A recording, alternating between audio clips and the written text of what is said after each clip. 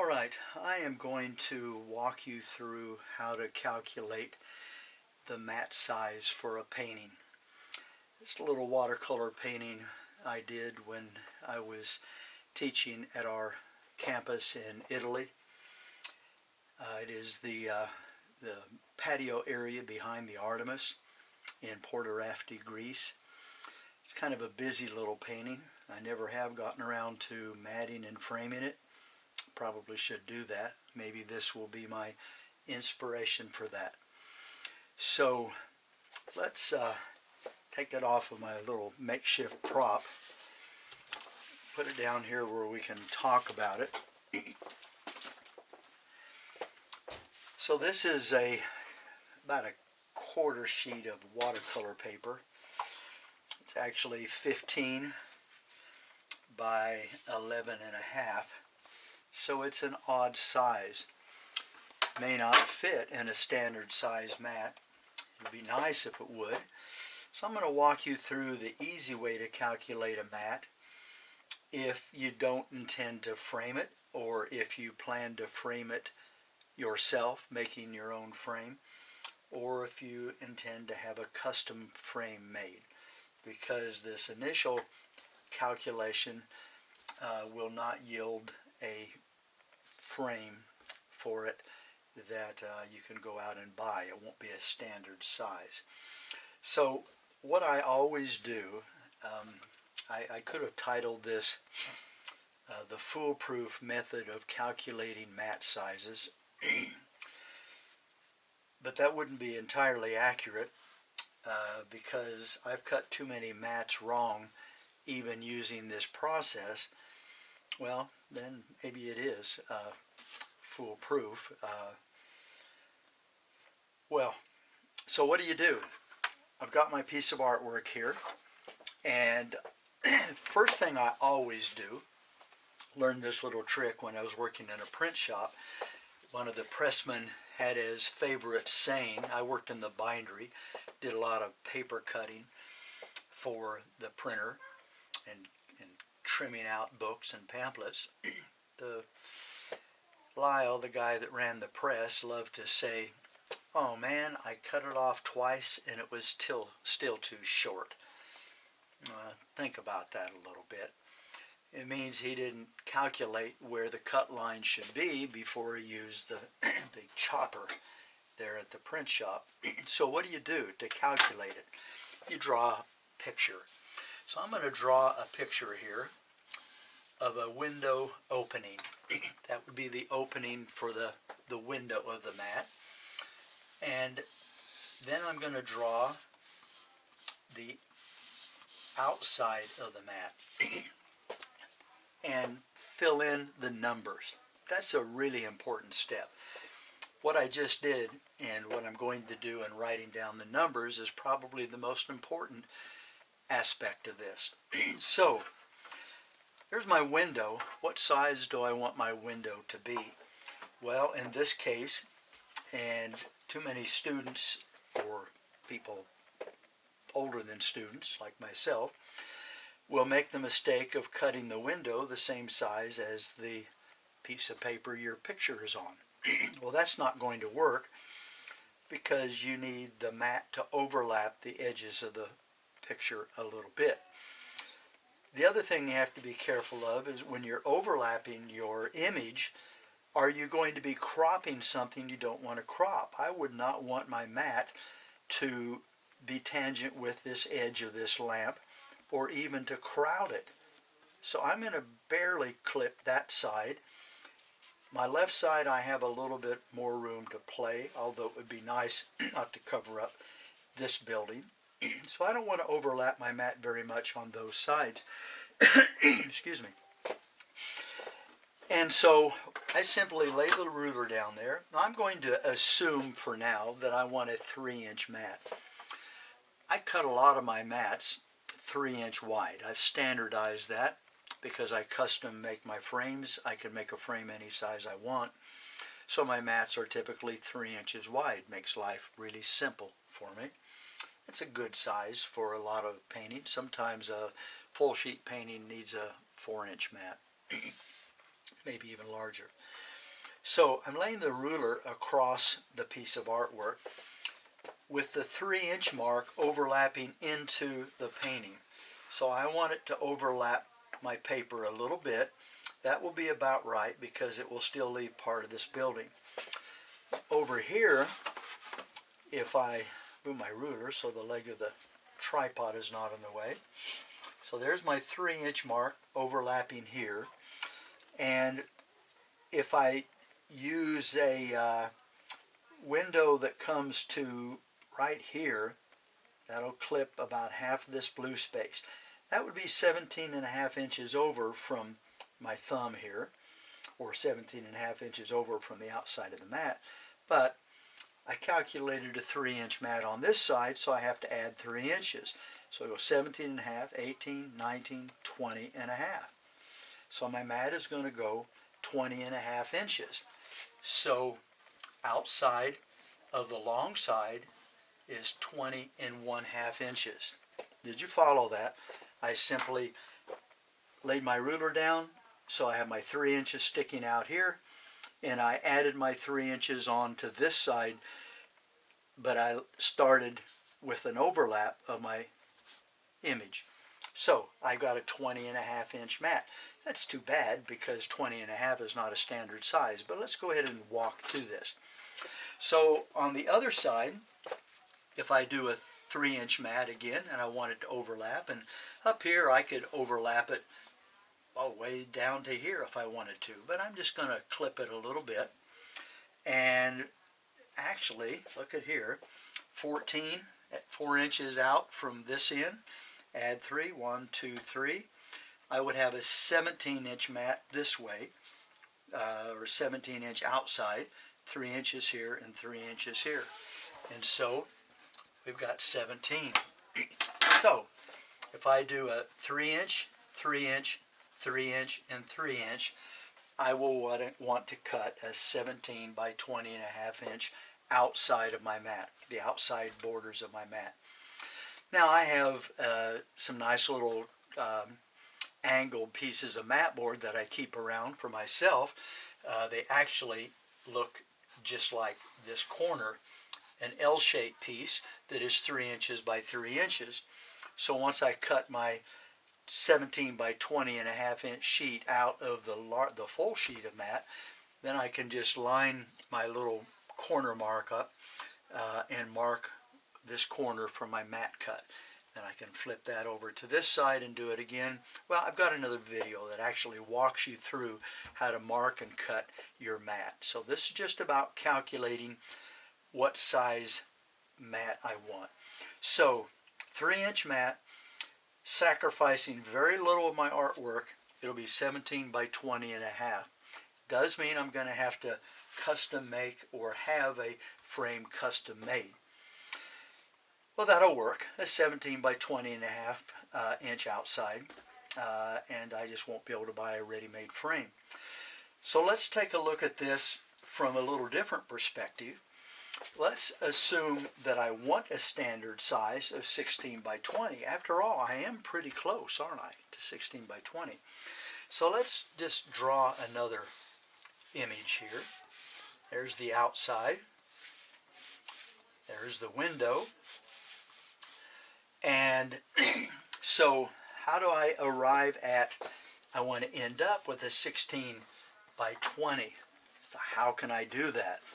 Well, it just so happens on this, if I do a 3-inch mat on both sides, 3-inch by 3-inch, 1, 2, 3, and 1, 2, 3, and if I'm willing to sacrifice that much of my painting on this side, I'm not real happy about that, but I want a standard frame. I'm cheap. Well, I would say frugal. My wife would say cheap. But I could do I can get my 20-inch here by doing 20, 20, and by overlapping it quite a bit into my piece of artwork. I probably don't want to cut it across that lamp. I'll probably sacrifice some of this umbrella on the other side. So I know my 20-inch works with a with a 3-inch here and a 3-inch here. What about the 16 side?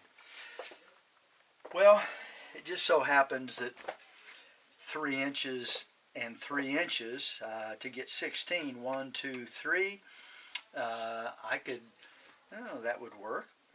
I could crop off, it'd be 16 inches, and if I cut off quite a bit of the top and quite a chunk of the bottom, I still have the tops of the pots. I can sacrifice even more of the umbrella, so I could do a 16 by 20 that way.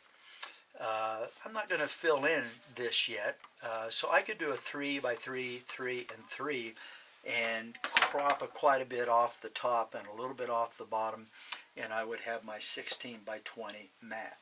Again, I'm laying my ruler down, overlapping the painting where I want my crop to be, and then coming down here and finding where I might crop it and adding 3 inches on to get my outside dimensions. So 16 by 20 would work. What would I have to do to not sacrifice quite as much of the top and bottom and still come up with a 16 by 20? Well, traditionally a mat is cut with different side widths. So this could be 3, this could be 2.5, and this would then be 2.5, and this could be 2. Why a crazy arrangement like that? Well, that gives us a wider base. Remember, you want your heavy, visually heavy things at the bottom of a painting. A lot of flower arrangements are triangular, wide base. And so this wider base, a little narrower sides, and a narrower top. So we have 3 different widths. Used to be a lot of people cutting mats, even professionals did it that way. It's a lot more time consuming. Most professional mat cutters, you go to a matting shop, framing shop, and they're going to want all 3 sides to be the same. But if I'm cutting my own mat, or I could ask them to cut it that way, and I could then have the different widths. So by doing that, I would have 2 inches at the top, 3 inches at the bottom, 1, 2, 3. It would overlap a little bit here, it would overlap a little bit here, and that would work with 3 and 2. 2.5 and 2.5 would give me 2.5 to get 2.5, 1, 2.5. Woo! 1, 2.5. Not going to quite work. It's going to be flush with the sides. So my 2.5 isn't going to work too well. I would probably want to go with 2 3/4. Give me a little more overlap in. So I could still do a mat like that. There's another option here. I'll throw it out, and I don't want to confuse the viewer too much, but one more option, and again, I'm drawing a photograph or a picture of it, and I just happen to know that if I did a 2.5 and a 3 and a 3 and a 3, just a little narrower at the top, that is going to give me a 16 by 20, and it's a lot simpler than this one. It's just going to have a little narrower top than bottom, and it could be 2 3/4 depending on what I want to sacrifice. So 2.5 up there, and 3. I wanted this is the 16-inch side, so let me move this up where you can see it. I say I'm going to move it up. Make sure that my camera's picking it up. So 2.5 inches overlapping up here.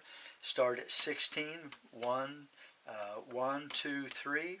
It'd be right there. Well, let's move the 2.5 in a little bit so we don't clip this as much. So that would work also.